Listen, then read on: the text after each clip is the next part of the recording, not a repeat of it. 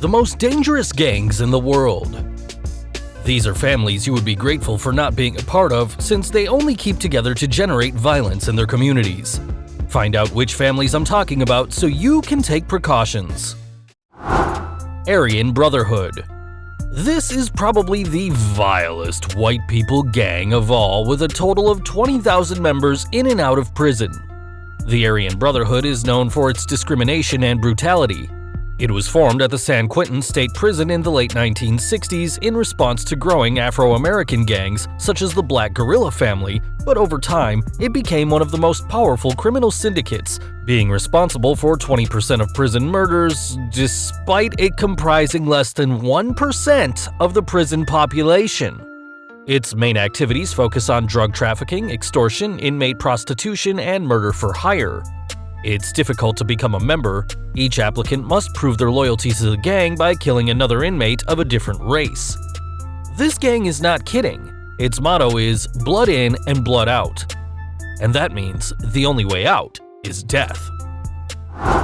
Mexican Mafia. Despite its name, this gang was not founded in the country of tacos, but is as American as apple pie.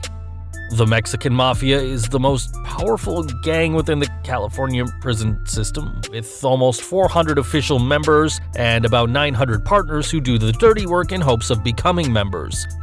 It was formed in 1957 by Hispanic gangsters from different neighborhoods of Los Angeles in order to protect themselves from other gangs.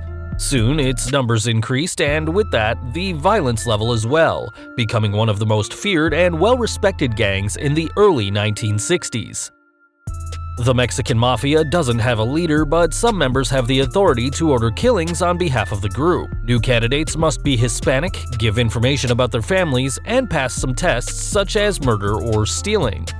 If they don't do it or fail, death is often the punishment, so this is a test that can only be taken once. Black Guerrilla Family. Unlike other gangs, the Black Guerrilla Family was not formed to protect Afro-American inmates of the San Quentin prison, but it was the Afro-American Marxist ideology that ended up putting them together. Founded in 1966 by George Jackson, George Lewis, and W.L. Nolan as a black people movement to eradicate racism in American prisons and overthrow the U.S. government, much like the Black Panthers movement of the time. But sooner rather than later, the Black Guerrilla Family went off the rails to the criminal side and is now one of the most influential Afro-American gangs in prisons. As any organization, drug trafficking and extortion is its specialization. In the past, new recruits had to stab white inmates to be accepted, but it seems that things are different now, and it is usually necessary to be Afro-American and believe in the cause. Isn't that more practical? Nuestra Familia. This is the mortal enemy of the Mexican Mafia. Nuestra Familia was formed in 1968 in Northern California by a group of inmates from Fresno's jails, tired of the Mexican Mafia's abuses. Due to most of the members coming from rural backgrounds, they were seen as inferior by the Southerners of the Mexican Mafia since they were formed in the metropolitan city of Los Angeles. This rivalry caused bloody wars between both gangs. Its principal business is cocaine, heroin, marijuana, and methamphetamine distribution. So, much like in Breaking Bad, this is not meth. Unlike other Mexican gangs, membership can also be used by non-Latin inmates, and it is known that they must make a bloody pact, putting the gang above money, drugs, or family. The First Capital Command, PCC by its Portuguese initials. Let's move to the warm Brazil, where there is a gang called the First Capital Command, but movement is the preferred term. It was formed in the 1990s within the Sao Paulo prison system, spreading to favelas, and it is currently the largest criminal organization in Brazil with almost 20,000 members. Since its founding, its objective was to take control of Sao Paulo's jails, and currently it is present in 90% of them, in 22 out of 27 Brazilian states, and in border regions of Paraguay, Bolivia, Argentina, and Colombia. It annually collects $40 million thanks to distribution of cocaine, marijuana, and bank robbery. In 2001, it was revealed that members must pay a monthly fee of $16 if they are in prison and $320 if they are out. In addition, not everybody is accepted, the same as in an exclusive club. You must be suggested by another member and have 3 sponsors for baptism. 14K Triad.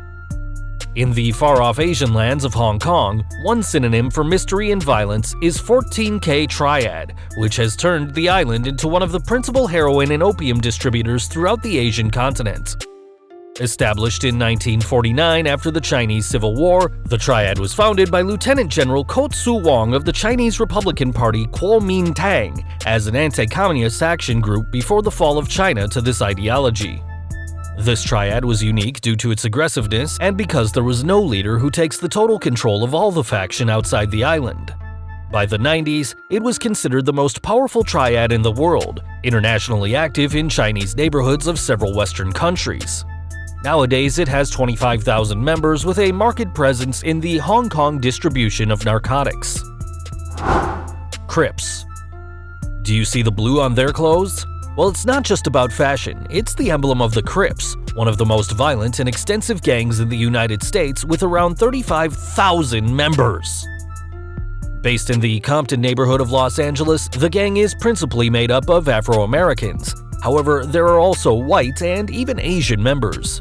After the boom of crack in the 80s in the main urban centers of the country, the Crips grew in number and influence thanks to the profits by distributing such drug and cocaine. Unfortunately for the rest of the citizens, the violence of this gang also increased, and by the 1990s, the Crips were one of the main gangs responsible for theft, murder, and rapes in Los Angeles. The legendary rivalry with the Bloods reached extreme levels of violence that inspired movies such as Boys in the Hood and video games such as Grand Theft Auto San Andreas that are now part of the American popular culture. Bloods. And on the other side of the rivalry, it is the Bloods. As the name suggests, it's more than 25,000 members wear red clothes as identification and pride.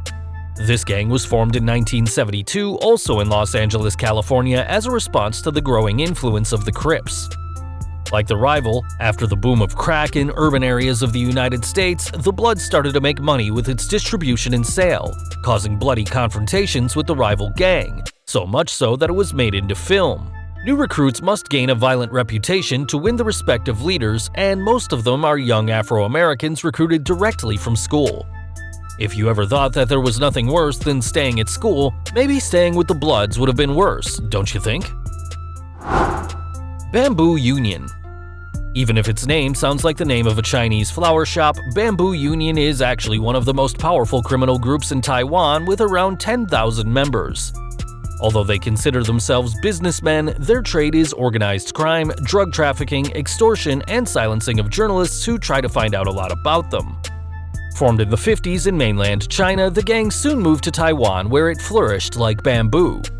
By the 1980s, the Bamboo Union's influence in heroin distribution had expanded to Chinese neighborhoods of California and casinos in Las Vegas, making the gang more powerful, specifically within local politics.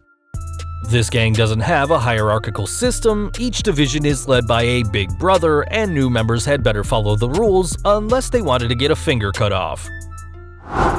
Mora Salvatrucha. You knew this was next, so the position number 1 belongs to Mora Salvatrucha, which is considered the most violent and largest gang in the world, reporting almost 50,000 members. Even though this gang identifies with Central America, it has its origins in Los Angeles, California in the 80s and 90s with the purpose of defending Central American immigrants. But it soon became a criminal organization responsible for drug trafficking, murder for hire, theft, kidnapping, gun sales, and illegal immigration. Its main operation centers are located in Central American countries such as Guatemala, El Salvador, and Honduras, where this gang unlashes all its violence, and there are some places where it even has more power than the government of those countries. In El Salvador, the Mora control 94% of the country's 262 municipalities. To be admitted, each applicant must go to the neighborhood of any rival gang and kill one member, or put up with a 13-second beating. Once you're in, the Mora becomes your new family, till death do you part. Joining one of these gangs is a risky and mortal decision, but many young people continue to go down the wrong path. Why is that so? Leave your opinion in the comments, and don't forget to subscribe to my channel so you don't miss another interesting video.